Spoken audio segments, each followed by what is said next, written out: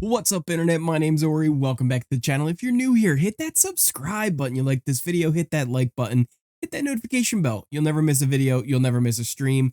Today, we're going over episode number 2 of BBCan11, but we also had the very first digital daily drop.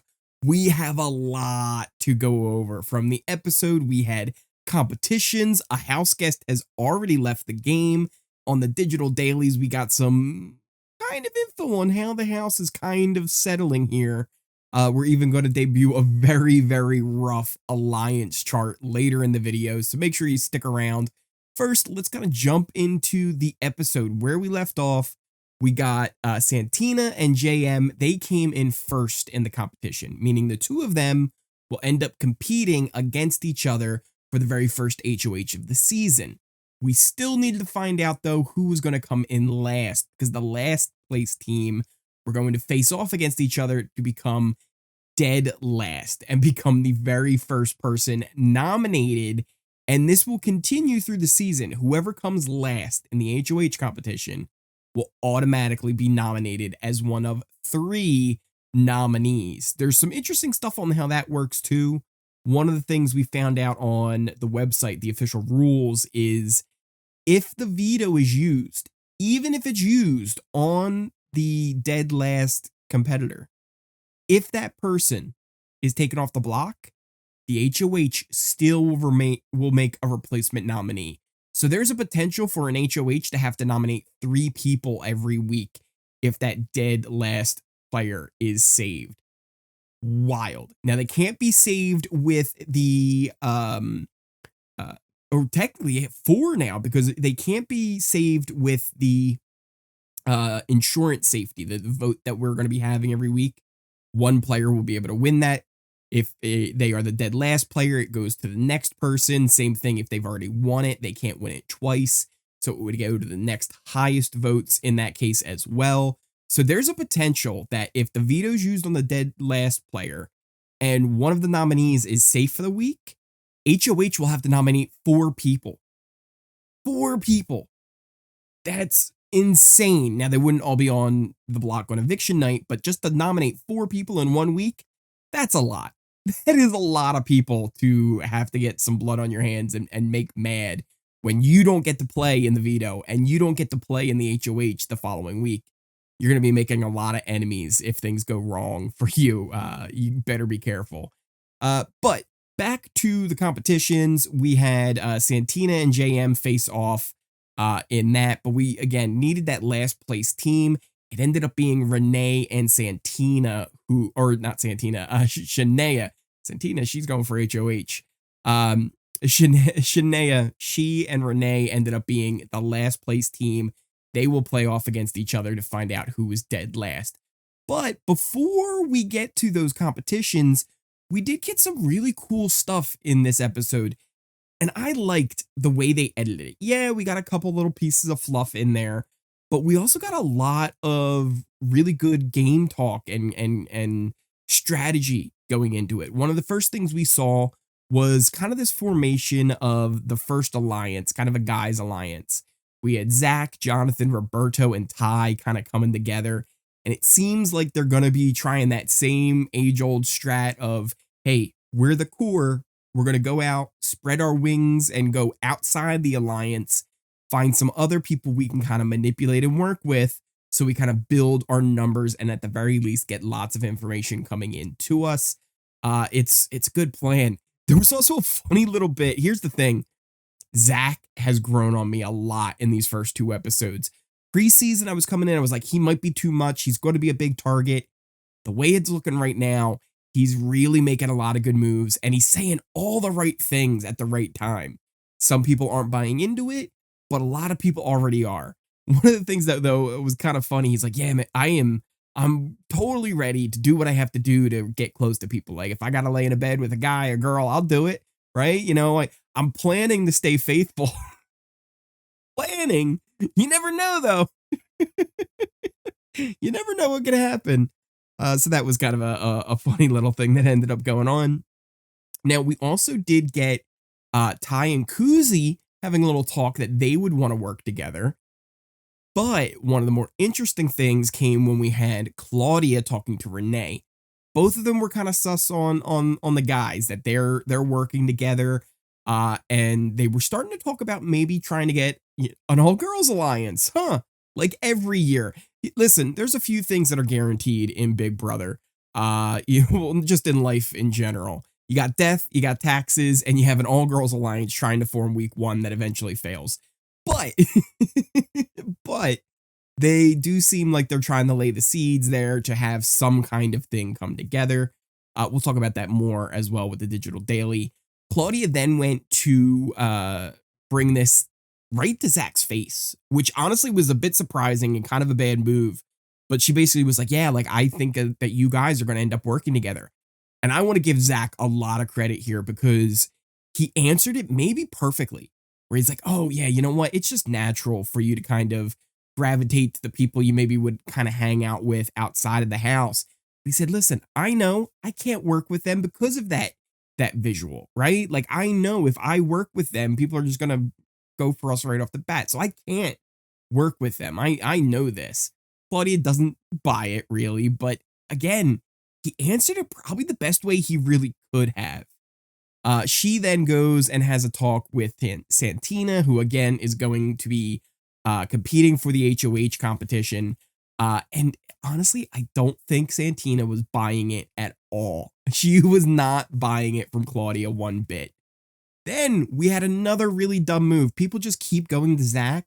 And this also, I think, shows how well Zach is actually able to get a lot of people to talk to him. Because it seems like a lot of these players are just coming and saying what they're thinking right to him without hesitation.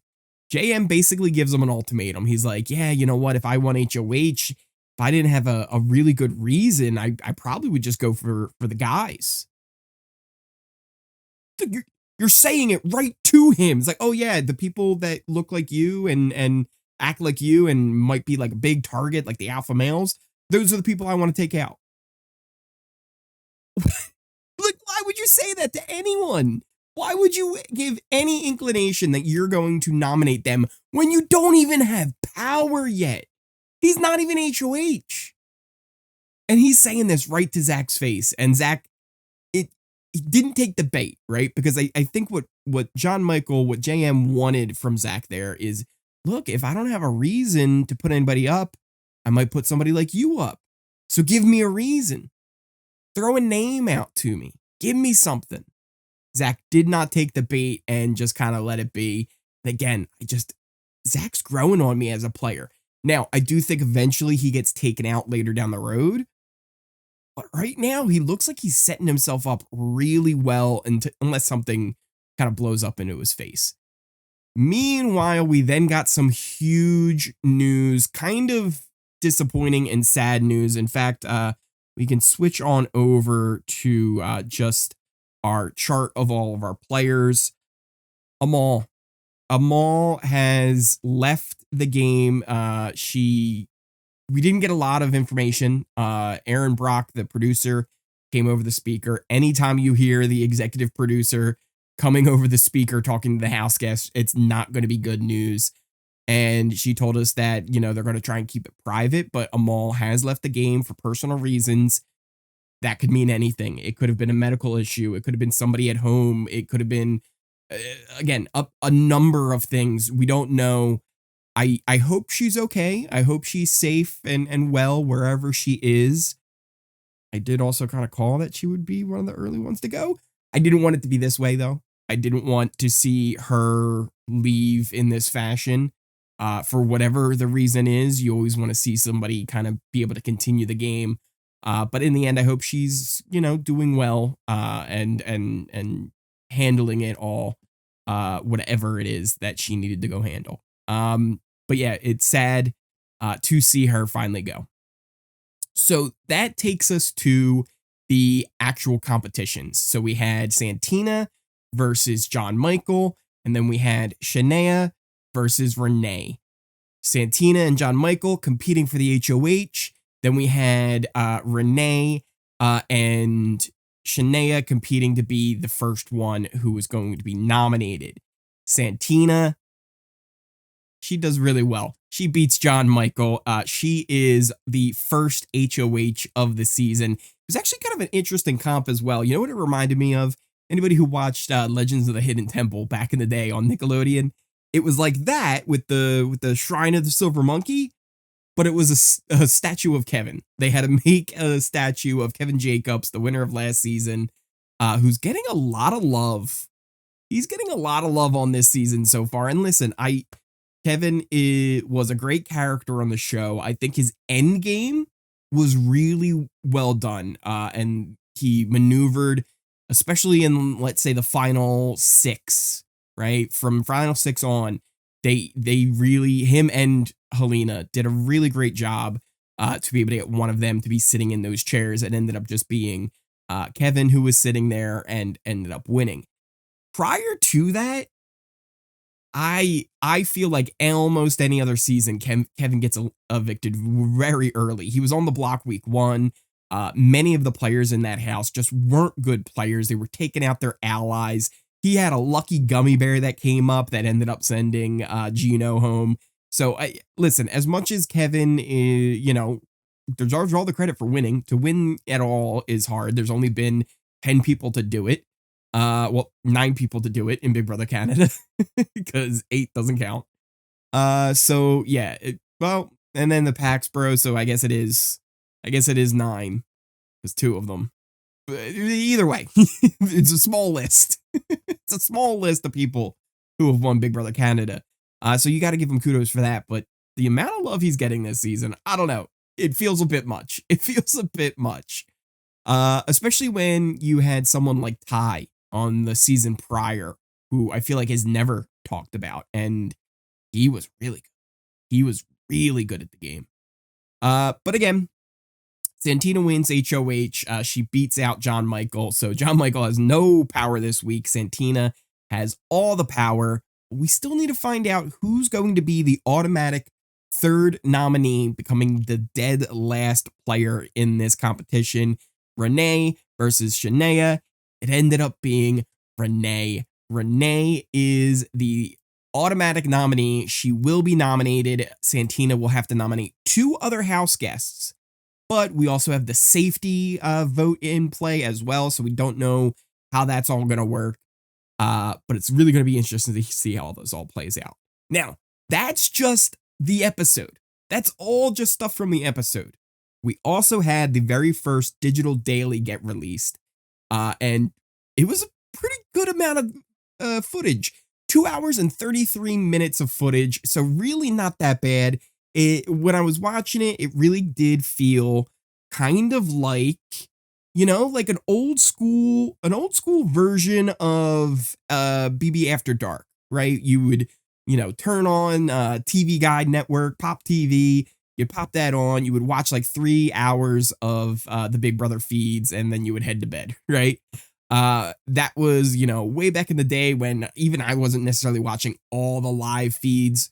I don't even think I had them for the first few seasons. It wasn't until Big Brother After Dark where I got that taste of the live feeds, and then I was like, I'm hooked. I need it more and more and more. But would regular live feeds still be better than this? Yes. Was it 2 hours and 33 minutes of unedited stuff? No, it was chopped up segments where they would jump around and very obvious cuts as well. It would kind of like cut to black and then it would go to another thing. We did get some fluff in there. There was some cooking where they were just kind of in the kitchen making food, which if you're going to do that, let's not have that stuff included. Let's make it all game related conversations if possible. But with all that said, the good, the bad of it, we did get some really interesting things. And I think I even have the ability to kind of give an alliance chart, but we'll get to that once I kind of go over some of the stuff that went on. First off, that boys alliance, the Pretty Boys 2.0 type thing, is somewhat real as far as I can tell. Plus Hope is in there too, but he does seem like he's kind of on the outskirts. Dan might even be in there a bit, but at the very least, he's going to be at like the bottom of the totem pole. It's also something that's very obvious to many of the others in the house that they're working together. Claudia we saw on the show, but on the digital dailies, we got to see Vanessa and Kuzi have a conversation where they were mainly talking about Zach, but overall, all of the boys kind of working together. And one thing that kind of stuck out with me as well was at one point they said about Zach, they're like, listen, he's a friend of everyone in the house. When you're a friend of everyone, you're a friend to no one. And it was a good line. It was a good line and it's true. And like I said, Zach is seemingly making good friends with everyone, making good headway and making some good relationships. So if they don't make a move on him soon, it could be hard to get him out. But again, I think he's kind of the biggest target of those guys. So eventually, when his side wouldn't be in power, he would be that one they would go after. They also kind of talked about the idea of doing that all girls thing that Claudia was kind of talking about earlier in the episode. And even possibly a name to it where they would call it like the tea party. They brought up like doing a tea party. So I assume that would be like a girls alliance name that they would be going for there. They also talk about some of the women wanting to work with the guys. And it does seem like Santina, the HOH, is actually working with some of the guys, especially Zach. Seems like they have a pretty good relationship. There's also a possibility, I'm not 100% sure, that Renee is involved with that, maybe even Shania. So we'll need more information. Hopefully when we get the daily for tomorrow, we'll get a lot more clarity on where everybody's kind of standing. I'll tell you this right now. I mentioned Hope being with the guys. He's a mess. He's a mess. So he's going and he's like making himself a target without, being a target at the time. He's having a conversation with Santina up on the upper decks where he's like, worried that she's going to be his target, like he's going to be her target. But again, she's not. And it's just kind of making her get more nervous. She actually went to Zach about it. And again, here's the thing. I talked about it in the first episode. It felt like Santina was really keeping her cards like close to her chest, not revealing a lot of information. The one person it felt like she was talking fairly openly with was Zach. So again, it seems like Zach is making the right moves to kind of get in where he needs to and have himself in the numbers. But yeah, he kind of smooths things over with Santina. He's like, look, Hope, he's just young. He's emotional, right? Like it's a thing, but he'll eventually get himself in trouble and he'll get evicted anyway. You don't have to worry about him right now. So he really kind of did a good job. And she's like, okay, But again, she does keep herself pretty guarded with almost everybody else.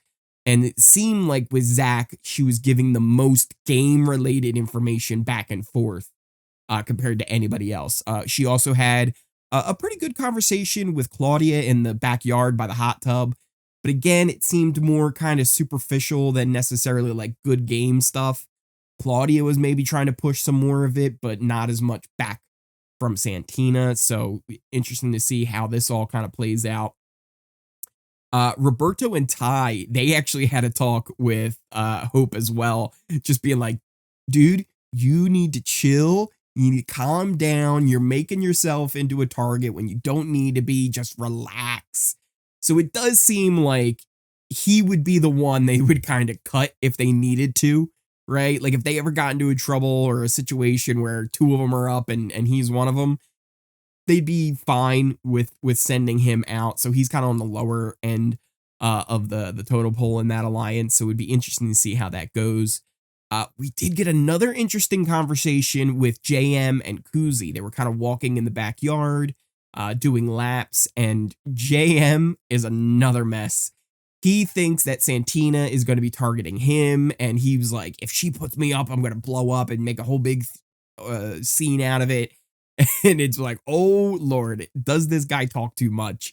Because he's also kind of like trying to say like he knows what he's doing and how to play the game, and almost like trying to like push his thoughts on how the game should be played onto Kuzi, who we'll get to in a bit. I really liked Kuzi and had a lot of high hopes for her pre-season.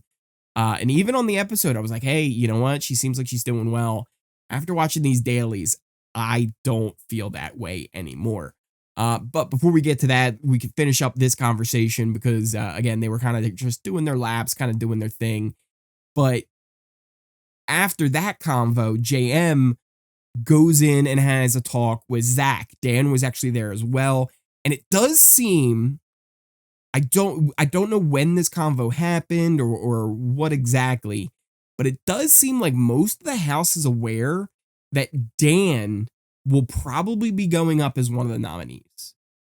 And it seemed that way because apparently there was kind of a little riff between Zach and JM where JM was like, I'm going to win that veto. I guarantee it. And I'm going to take you off the block. And Zach was just like, relax, right? The way JM described it, he's like, so when you're out like having a party and then you see your parents watching you, it was like, I got that feeling. And Zach's like, well, yeah, man, I just don't agree with what you were saying.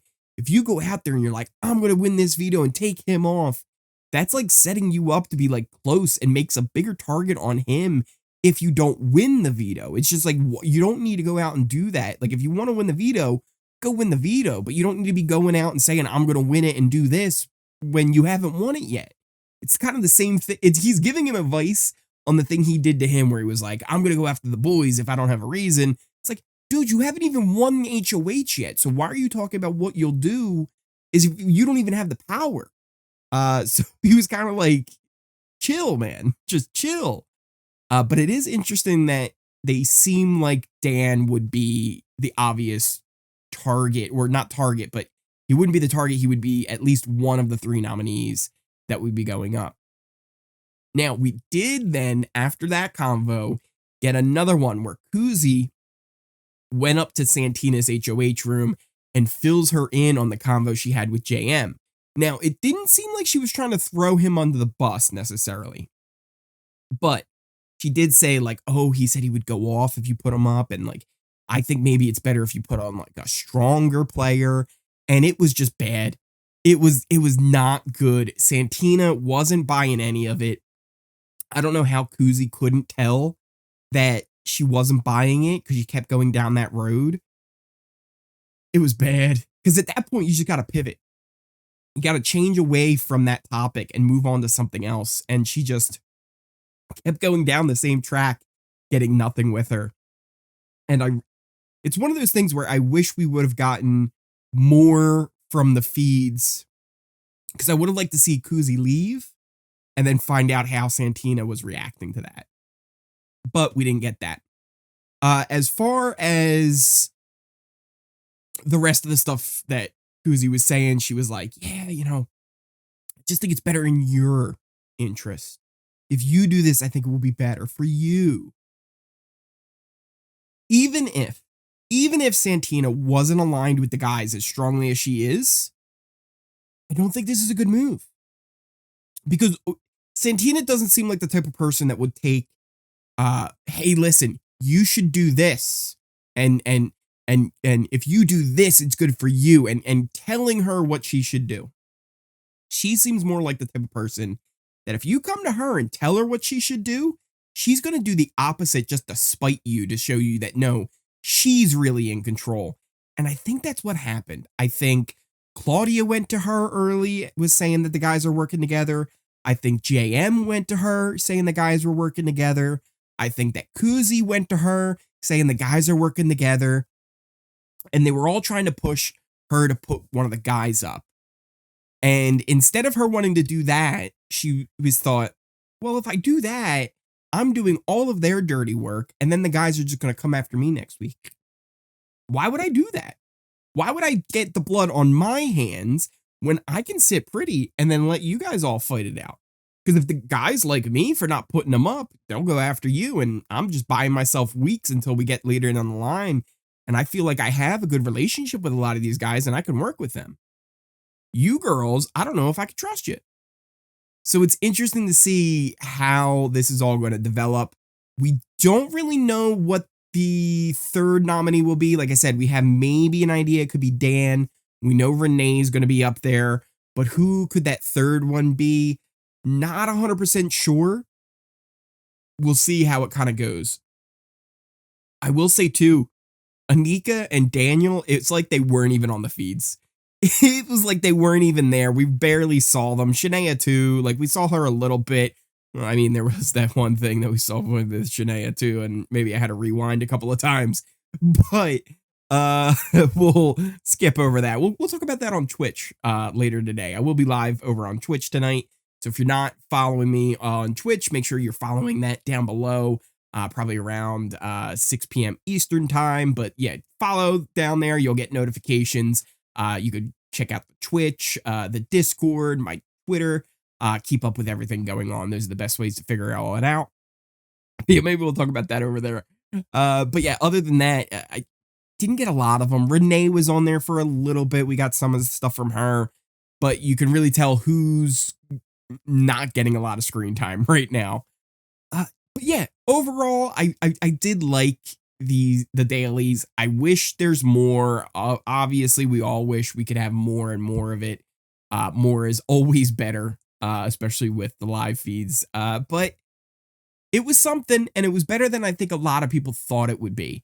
I think a lot of people feared it was going to be these little, 5-minute segments of them, talking about Circle K room, and that was part of the show where they found the Circle K room, and the fashion show from the stuff they've got from Winners, and ordering Wendy's, and that's what people thought it was all going to be. But in honesty, we actually got a lot of game stuff, and just enough where we still have questions, right? Like I said, we don't know where Anika's standing. We don't know where Daniel stands, but we do have a good idea on some of them. With that, let us take a look at our pairs here. So, or should I say alliances, because we're out of the pairs situation now. This is kind of my very rough estimate on how the players are aligned. Obviously, we have Amal down there in our little memory wall. She is no longer in the game. We've got the boys up top. Hope just kind of on the bottom of that, right? Because again, I feel like Hope is one they would cut loose if they need to. Dan might be in with the guys. I'm not 100% sure, but again, if he is with the guys, it seems like he's someone they don't really care if he ends up getting nominated and leaving, because it does seem like he will be the nominee, though it did seem like Zach was kind of telling me, he's like, you're going to be fine. Even if you end up there, we're going to have the votes and we'll send Renee out of here. But it also seems like the guys are maybe working with Renee. It seems like possibly Shayna could be in there, so I kind of have them in the middle. Not really sure where they land just yet. I need to get some more from them. Santina, I have her close to Zach up there, but not 100% aligned because she keeps herself so guarded. I'm not sure all the time. But the only one I've seen her talk really openly with was Zach. Then you kind of have the other side of the house over here. Claudia, Vanessa, Kuzi. I think you could slide a little bit over to the middle, but she does have a good connection with Vanessa, it seemed like. Claudia and Santina, it seems like they have a good connection personally, but game-wise, I think they're too far apart. I just don't think they're together. And maybe it's just one of those situations where it's like, hey, you keep your enemies closer, right?